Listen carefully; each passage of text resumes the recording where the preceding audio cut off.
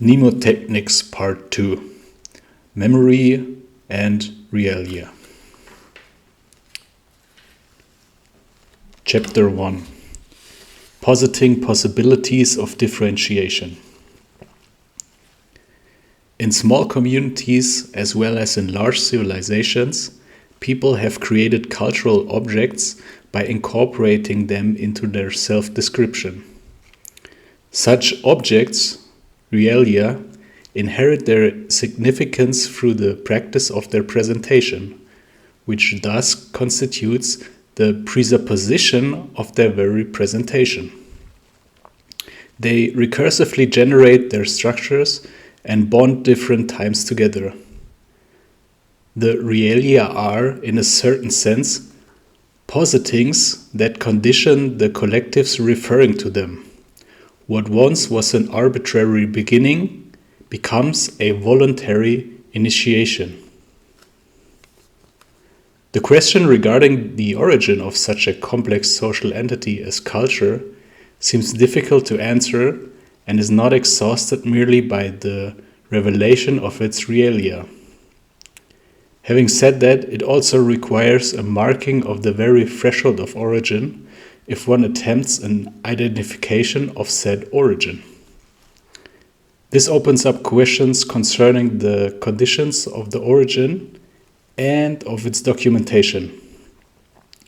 Would a culture be identical with itself if the communicated origin was a different one? May the threshold of the beginning possibly be determined only retrospectively by a positing that is actualized through a Realia? That alludes to the question to what extent the concreteness of a Realia is determinative for a collective that refers to it. A footnote on this, quote Jan Assmann. Likewise, just as an individual can develop and sustain a personal identity across the succession of days and years only by virtue of memory, a group can reproduce its collective identity only through memory. The difference is that collective memory has no neural substrate. In its place stands culture, a complex of identity-securing knowledge objectified in symbolic forms such as myths, songs, dances, proverbs, laws, sacred texts, images, ornaments, markings, pathways, and, even in the case of the Australian Aboriginal peoples, entire landscapes. End quote. All these questions lead to an investigation of the concrete designation of a Realia, such that it can be distinguished precisely as such, a Realia. Our concern is therefore first, how the form of a Realia is determined and, consequently, second, how it thus renders the form of the collective determinable. One might frivolously remark that a Realia is context-dependent, or more strongly, a context-determined thing, but which is not such.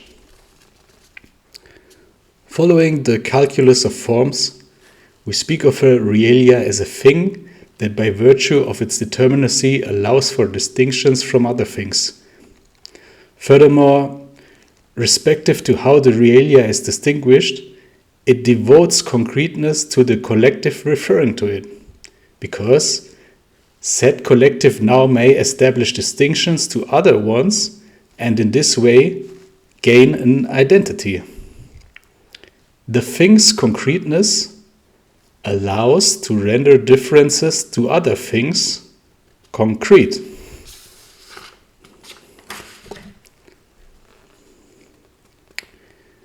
Such formal logical investigations are particularly relevant when the particular thing is formal logic, that is, when the Realia is characterized by, different to other things, establishing distinctions formally, as distinguished from things of everyday use, unlike the positively determinable Zeug. Such a realia does not appear as and through that which enables interaction with it, but the realia is that which it casts formalized as difference. Typically, realia are occupied by symbolism and or charged with provenance. The Christian crucifix refers to the crucifixion of Christ. Relics are in part random and arbitrary things, pieces of wood like any other, but with a definitive history. And they are relics only due to their provenance. Although, how well this provenance can be verified is another concern. Such realia are what they are, including their history, or at least including what is assumed to be their history. That is why they are always subject to an epistemic problem. A historical object may be entirely uninteresting with respect to what it is. Solely through its provenance and its previous owners does it acquire social importance. Was the chandelier once owned by an emperor? Did the painting hang in the Vatican? Do the minerals originate from another planet? Such objects and the economic trade they are subject to are by no means determined by use value, material costs, or similar fundamental markers. If Beckenbauer scored a championship goal with a certain ball, it will trade differently than if merely the neighbor Baker Bauer practices juggling with it on the weekends.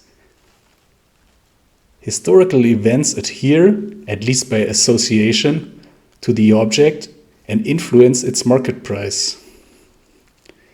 And this is the case even though a definitive verification of authenticity is commonly not available. An illuminating example that captures this complex is found in the circumstance when a painting is one day regarded as the greatest Campendonk of all time, and the next day turns out to merely be some random Beltracchi. This example demonstrates that the painting exists within entirely different contexts from one moment to the next, although materially nothing about it was altered. Only the attribution of the painter changes, and with it, the associations attached to his or her name, and subsequently various disputes within the world of experts, juridical complications within the legal system, and so forth. The painting by itself remains identical with itself. Evidently, one can readily recognize in that case that the market price of such an illiquid painting is negotiated in second order and according to its social attributions. Any assumptions of an inherent value or the like is fatally misleading. In second order, the painting is referred to differently, yet to declare it thereby to be another painting appears completely contradictory. The disclosed provenance, rather the disclosedness of provenance, is crucial. Only due to appropriate procedures for determining the factually accurate provenance can said provenance become relevant in the first place. It must not only be represented in the object, but the observer must also be able to perceive it and, by means of presupposed procedures, be capable of doing so. Just a brief remark, a self-verifying its own genesis including public, and that is unrestrictedly inspectable ledger could, if applicable, prove suitable in various specific cases, since, For the observer, the perceivability is decisive in regard to the determination of the thing. The circumstance of a formal logical notation leads directly to digitization, because it either formally exists or it does not. One commonly speaks here of positivity, in this case of the notation. This constitutes an obvious first distinction and consequently also a first possibility of distinction. It separates a merely potential notation from the actual formal units. Henceforth, within this formal logical horizon, further criteria eo ipso of a formal type can prevail, which in consequence enables positing formal units in relation, respectively enables to display their differences as formal units. At a fundamental level, our attempt is to create a realia which continuously assembles itself of them. The linking of such formal units further exponentiates differences into greater magnitudes, at least theoretically and practically, whenever, in order to formalize, a distinct practice is presupposed, which constitutes the formalization, namely an interactional effort to bear the genesis of notation. A realia structured in this manner allows for the observers and those interacting with the formal logical notation to preserve and seal it, and furthermore, make it publicly verifiable without the regular correspondence theoretical dilemma. It is presupposed that the genesis of notation requires a formal logical interaction with the realia. Such is the case if the realia is not merely a documentation referring to historical events, but the events itself. The foregoing would only be feasible within the structural framework of digitization and self-verifying history without external correspondence. The observation of a realia conditioned in this manner would enable to learn about its contents with a definitive bindingness according to the respective reading, or rather, interpretation. Only a contestability with regard to the interpretation of the contents and not concerning their factuality as historical events per se would remain.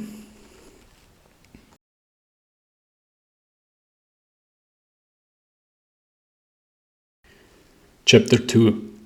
The relatable that enables relations. And thus the foundation of bindingness presents itself, namely, that events are relatable. The various entities providing bindingness do not emerge from somehow conditioned discourses. Rather, those initiate the possibility of discourses. How many conceptions of a community begin with the formulation of values, rules, conventions that primarily grant their authors an asymmetrical advantage of breaking them under exceptional conditions? So, it is the performativity of that which is not merely upheld normatively that enables a community and then, as a consequence of mimetic reproduction, is enabled. Such reproduction of the other and the assimilation of the self as the other of the other structurally renders, exceeding the in-relation setting, what is possibly linkable. Nothing can be reproduced that was not produced. Thus, mimesis favors the remaining and excels it to the even more remaining. And such is the case while extending an initial grant of trust in advance, while being gradually blind. Even though mimesis is well suited for the diffusion of forms, it inhabits also a potential of abuse and ultimately a leveling toward blind copying processes. Without it, the humane interaction was impossible. With it, the circumvention of human interaction is possible. We will return to this issue later. For now, and aside of all the social philosophical remarks on this matter, we are interested in its formal share, namely how from nothing something sequences, or how the difference from 0 to 1 is formed and can be repeated mimetically. From the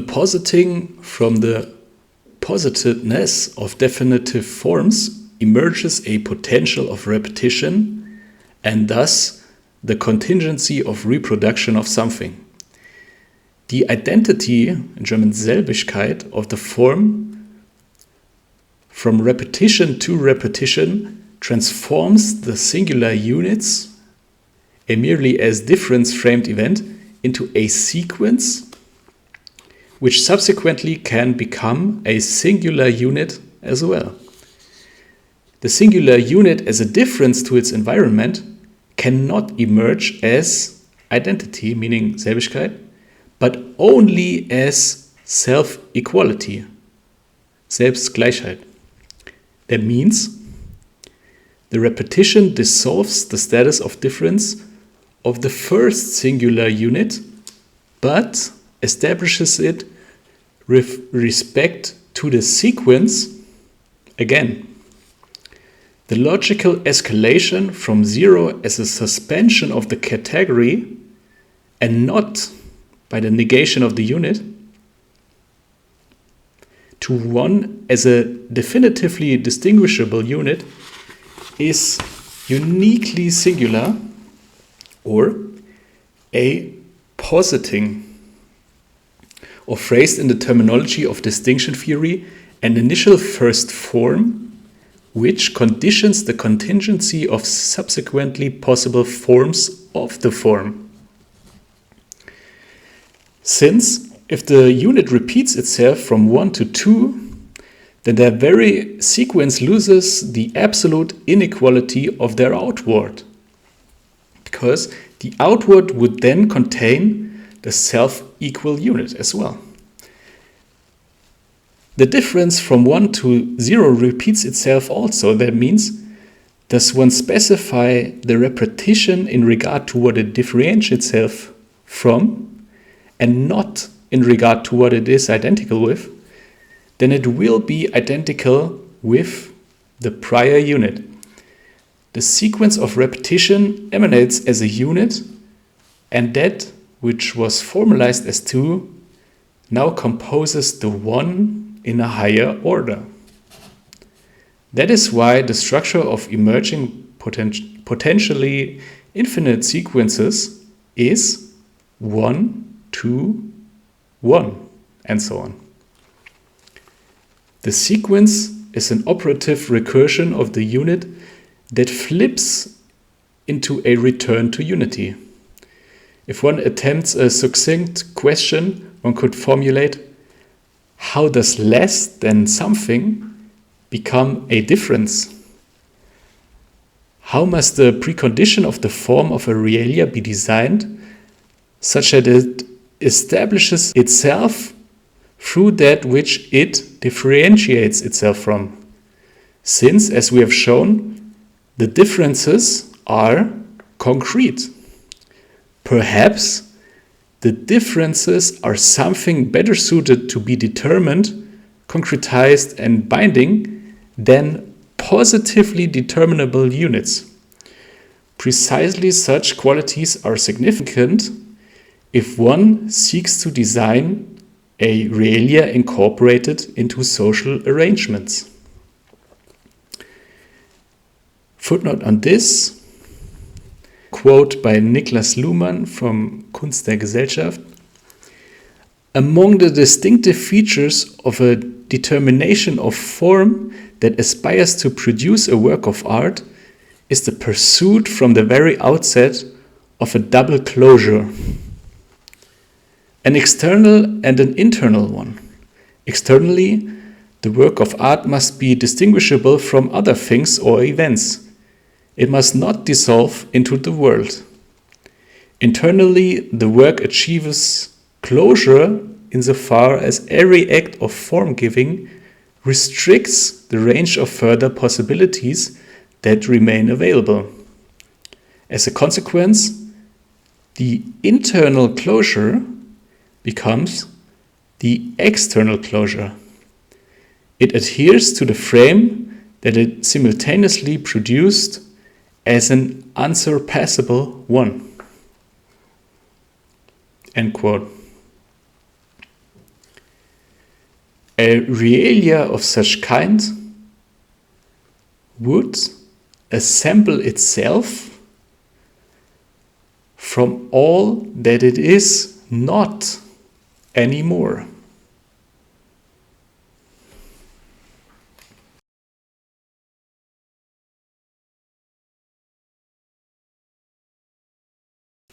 Chapter 3. Difference Realia. Only within an operationally closed accounting system, a self-verifying provenance can be attributed to an object because the history and the accounting process are identical and there is no room for any correspondence. The as an unit observed object is its provenance. Its relevance to the market does not lay in the ownership, but in the not anymore ownership, in its differences. A community which communicates social bindingness based upon the observation of and the interaction with this thing will perceive it as a matter determined by its disparities, a realia made out of differences, as difference realia. To conceptualize one of such kind is our goal. The difference realia is not the through barter acquirable and within trade eligible object. It is only its infrastructural condition. The constitution of worth projected by the interactors does not lay in the ownership of the difference realia, but in its not anymore ownership or in ownership where being, in the suspension of possession in the passing on. Its assignment, and with that its relevance, is concealed in the continuous relation making, and by that the difference of its past assignment. The difference realia is not nothing, but a no thing. The difference realia is the object of self-referential provenance. That is the highest attainable prestige. It is the differentiated entry, pure provenance, the eternal name. There can be no greater gift than that which solely consists in the maintaining disclosure that it took place. The difference realia emerges out of the provenance logging of itself and crosses toward the array of its past authors, sequentially from nothing, through nothing, into nothing. And this makes something. It by itself is no from possession to possession exchanged object. It by itself is no representation of an object and not the represented object. That means it is no correspondence theoretical display to account for a reference and not accounted for as an unit, but merely as form condition with empty places without contents. And the in this way provided redundancy of information is information. Signaling effects communicate via the redundancy of possible communicative contents. Footnote on this, Niklas Luhmann, Die Wirtschaft der Gesellschaft. The formal principle of functional differentiation signifies nothing other than this far-reaching exclusivity in the fulfillment of functions by specialized systems, differentiated precisely for that purpose. Taken to its extreme, it entails the dissolution of all redundancies inherent in multifunctional arrangements, end quote. Ensured by the actual application of the difference realia as a nexus of giving, which illustrates the establishment of its practice, it externalizes itself from its own infrastructure toward its own infrastructure. The difference realia is the accounting history of that it logs its history accountingly, a self-referential provenance. But when someone asks what the difference realia is, and what is it then that there is to attain? The difference realia is no something, and no not something, and not nothing. Thereby, it permanently becomes the totality of its assessed differences. The difference realia is less than the disappearance of nothing.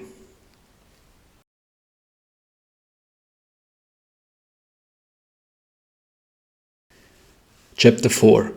Invariant Variance. Why is a formal notation and its genesis needed to display a foundation of social bindingness? The formal notation inscribes the data digitized as concrete with its self-identical values and not gradually variable ones. This amounts to the foundation of formal positivity in general. Such a fixed rigidity allows for the production and reproduction of invariant results, and giving up on it would infer arbitrariness into logic, which it excludes in principle. Why then can the rigidity of the form of the difference realia be beneficial, since it is supposed to respond spontaneously to negotiated and negotiating social interactions? After all, our preamble did initially announce to cross a systemic determinism toward a voluntary, non-arbitrary distribution. Quote Egger, "The fundamental idea of logic in the stable arrangement of thinking is this: a thorough security in thinking. This means in the singular operation of thought, in the repetition of operations of thought, and in the results of thinking being assured." End quote. The concretion of the form of the difference realia renders it, in regard to its repetitions, its re-entries, in such a manner that after a repetition, the newly emerged structural conditions are operationally congruent with the ones prior to the respective repetition. The stable arrangement of the difference realia, which also is ensured by the immutability of the public ledger on which it operates, lets it inscribe the genesis of its current state across time while preserve its self-identity. As logic leads to a security in thinking, the difference realia can establish social bindingness because it is the formal fixation point due to its reproducible operativity, which is interpreted according to a given respective situation. That means, referencing a practical example, the receiver of the distribution can be interpreted as a, for example, charity organization, a lucky chosen individual, or a capital loss generator, a tax optimizer, or a carousel scheme accomplice, or whatever else. Yet, none of this takes place within the difference realia's formally encoded provenance, nor can it be remembered by it. Undesired distribution pathways will be deselected in future re-entries by the coupling of the incentive structures of, on one side, the giver, and on the other side, the persuadable community. It is important to mention that by the difference realia generated datasets cannot be changed retrospectively, but they remain as interpretable basis for future operations. In this order of data generation, the difference realia is constant and unswayable or immutable in regard to the social readings which are attributed to it retrospectively. For it applies, quote Guggen, truth is invariant under change of notation, end quote. The variance of reading that the formal notation and the respective transduction into a system presupposes do not change the datasets of the difference realia, even though they are totally variable by themselves. The truth values of the operations of the difference realia, which are referred to, are at all times invariably valid. One can interrogate this state of affairs by asking how Lumanian systems theory and von Foerster's second-order cybernetics classify the difference realia and its notation genesis with regard to the interpretation of linking systems. That may be by asking what the second order presupposes as first order. The aforementioned theories will be quasi-accounted for by saying the respective system projects an epistemic order above the difference realia, which it subsequently can refer to for the sake of its own operations. The interpretations terminate at the borders of the systems, and the difference realia remains extra-systemically posited as contingent. Post differently, a potential equifinality with regard to the connection operations in second order would persist. Here, we reach a speculative limitation. Now, in contrast to this, one can interrogate, building on Gotthard Günther and the scholar Rudolf Kehr, if the difference realia can be and must remain an, in italic letters, object, and itself identical null point within first order. Because its recursivity seems to, on the one hand, render operations according to its form conditions rigid, and on the other hand, by that enable the invariance in second order that is fit for the purpose of social bindingness. Understood this way, the following also applies in first order to the difference Realia. Quote Rudolf Kerr: "The constitutional inability of an observer, respectively of a constructor, to detach from its mono-contextual calculus, respectively dispose the material binding of his position, prevents the possibility of the factual realization of the calculus.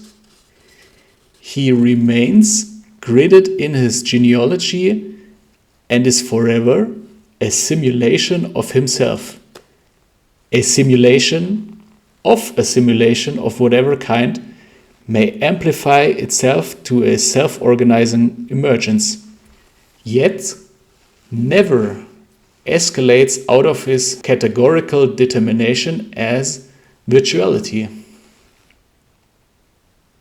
End quote. The difference Realia continuously inscribes itself as its self-identity across time, which can find relative application as a binding factor.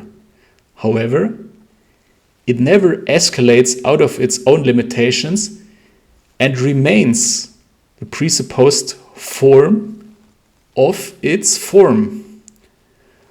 Only this way it can be realized, namely as a real virtuality, or, in Günther's sense, a kinogrammatical system.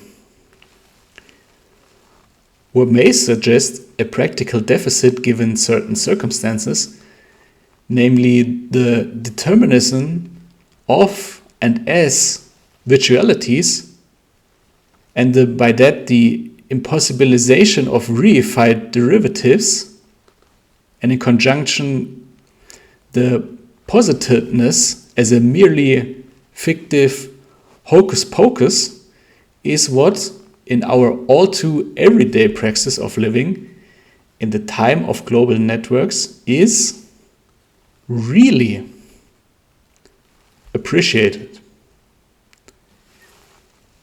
The continuous suspension into prospection. Upon every horizon follows another horizon, without ultimate destination.